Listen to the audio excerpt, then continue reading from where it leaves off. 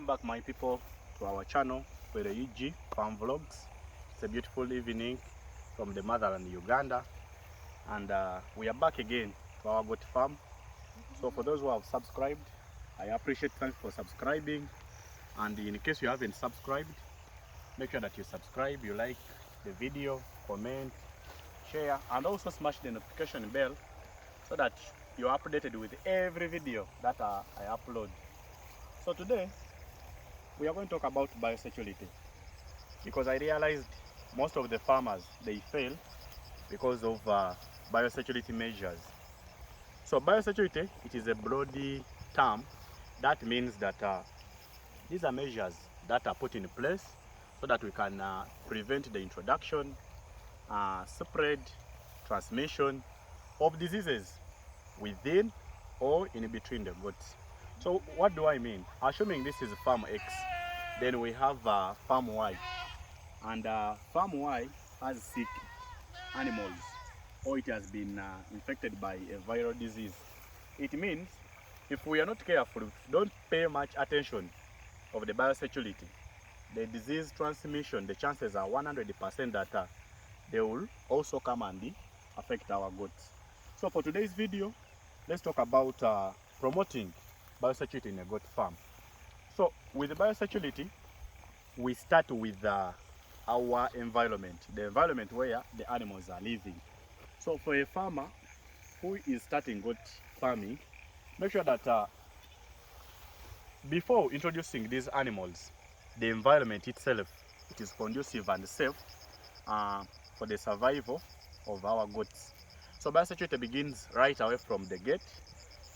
For example, if you have your land like this, the way you're seeing that fence, and the other is our gate, the cameraman can show you, make sure that we have a footbath. A footbath is very crucial. And of course for us, the footbath is over there. There is that structure, you can show them. There is that structure there, made of concrete. So you make sure that whoever comes in, they first of all go into the footbath, they dip their feet into the footbath, and also make sure that you have farm attires for your visitors or the farm workers. In case you don't have the attires, make sure that your workers, they stay within the premises of the farm. They don't leave the farm, because we have people who always come and you know, they take away these workers to go and do the hassles on their farms.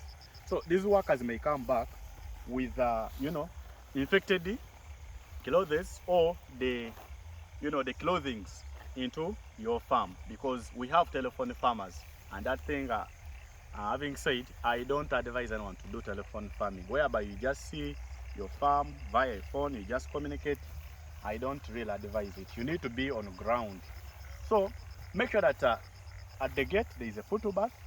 Then two, when you're introducing these animals, at least have what we call a quarantine, or a sick bay, or an isolation room, whereby we first of all monitor the health of these goats for at least a week.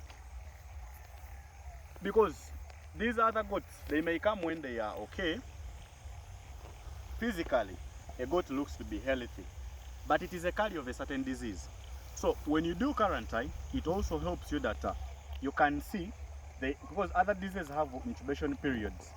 So the incubation period, you can easily detect it while monitoring, and also you can carry what we call disease diagnosis, so that you know the status of the goats that you have introduced to the farm.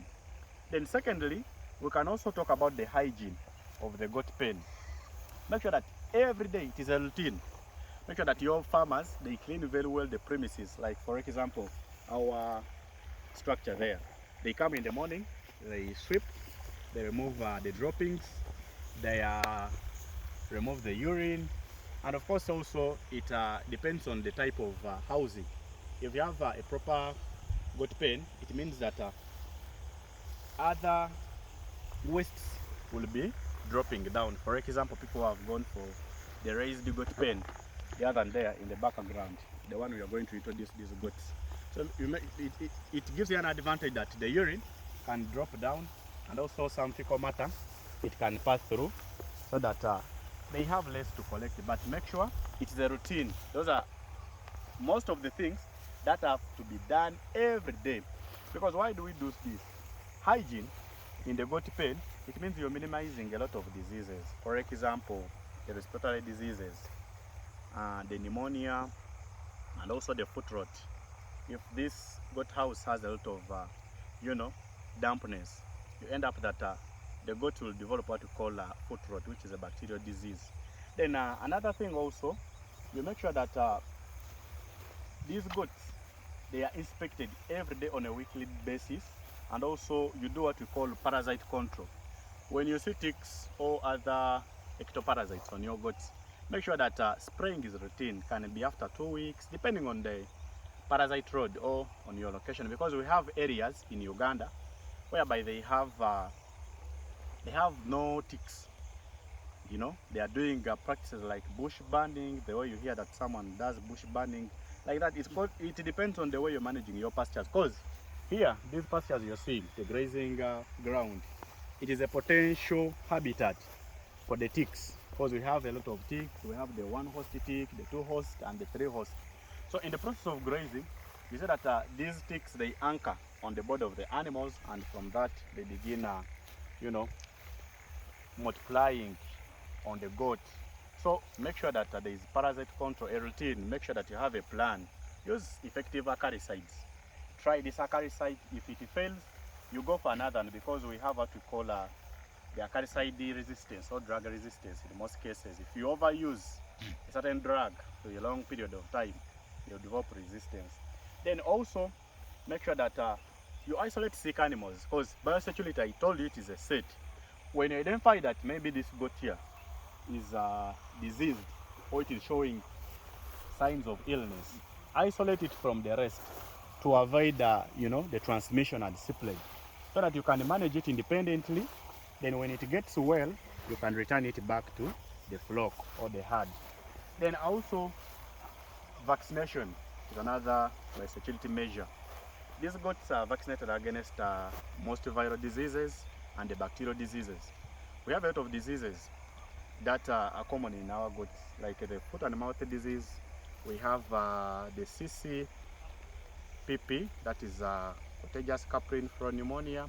We have PPR, Pest des Petites Luminantes. Then we have the pink eye.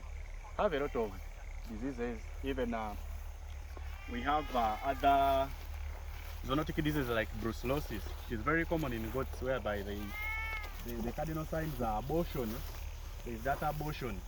So make sure that you vaccinate these goats, because even the government is supporting. However much we say it is not helping, it has also played its part, that the extension workers will come and tell you that there is a vaccination program going to run maybe this week. So make sure that you also take advantage, and you call the extension worker to come and vaccinate your animals. If you can afford your own vaccines and maybe paying your own vet, it's better. Another thing on biosecurity, make sure you have a fence, a proper fence, so that these animals are protected. They are enclosed, they are confined within this area. They do not mix with the other animals from different farms, because in the process of interaction, you'll find that the animals from outside or other farmers, they may be carriers or even infected with the certain, contagious diseases. And of course, it will also affect our production and productivity. So with biosecurity, make sure that you pay attention to each and everything related to treatment, health, and also maybe minimizing completely. Then another important thing, when we have cars, these vehicles that are bringing in the farm inputs, for example, they have broad feeds. Also make sure that you have what we call, there is a data bath for the vehicles. So this one is common in commercial farms. You see that at their gate, at the entry point, they make something. It is a depression whereby a vehicle will pass with the tires, so that they disinfect those tires, because we don't know on the way what it has been stepping on and picking. So when they're entering also the farm, you make sure that they are disinfected. And also restrict the number of visitors. Not whoever comes to your farm is allowed or welcomed in. Make sure that they follow the proper guides, or the rules of your farm. Disinfect them in the first place, as we said, and of course, with promoting this biosecurity, you'll see that you will not incur a lot of income in the treatment or controlling diseases. So having said that, I thank you for being along. In case you haven't subscribed, make sure that you subscribe to the channel. We are growing bigger and bigger each and every day. Like the video, comment, share, and of course, let's meet in the next video. Love you. Bye bye.